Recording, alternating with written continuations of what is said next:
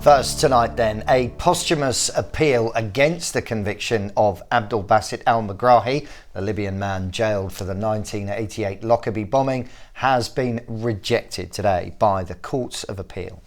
It's the third time an attempt to clear his name has been submitted and turned down. His family say they're broken-hearted and plan to appeal to the UK Supreme Court.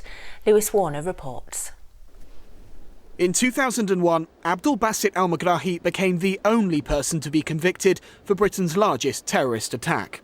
20 years on, and after lengthy legal battles, an appeal to have that conviction declared a miscarriage of justice has been rejected.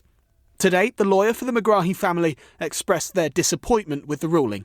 I spoke to al-Megrahi this morning. He's the youngest son of the late al-Megrahi, and he was heartbroken. He was in tears and said that he was left saddened by the decision of the Scottish courts. He maintains his father's innocence and says he is determined to clear his name. It's a promise he made to his father before he died.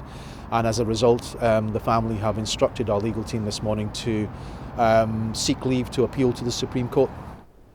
Megrahi was found guilty of his involvement in smuggling a bomb onto Pan Am Flight 103. When that bomb exploded over the town of Lockerbie in December 1988, it killed all 259 people on board, many of them heading home to America for Christmas. But the devastation was also felt here on the ground, with 11 residents of the town losing their lives. Lawyers for the Megrahi family had tried to make two distinct challenges.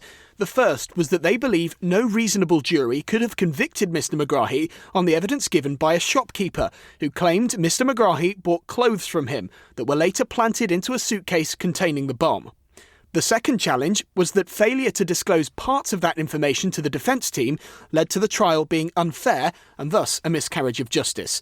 Both challenges were rejected, with judges saying it's not appropriate to isolate parts of evidence. Instead, it must be looked at overall. In 2009, Megrahi was released from prison on compassionate grounds, following a cancer diagnosis. He then returned to Libya, a guilty man in the eyes of the law, where he died 3 years later. Some relatives of those who died in the bombing aren't convinced of his involvement and still wonder what the truth really is. John's 19-year-old daughter Helga was a passenger on the plane. The law now doesn't concern itself with the truth anymore. It's more concerned with technical arguments about words. So where is the truth in the law anymore? John Gare saw what happened in Lockerbie that night. He now feels there's little more Megrahi's supporters can do. Some of the people who believe that Megrahi was not guilty will probably still go to their graves believing it. But I would think this will bring us pretty close to closure. The Megrahi family now have 14 days to put together a bid for what would be their fourth appeal against the conviction, something they say they're determined to do.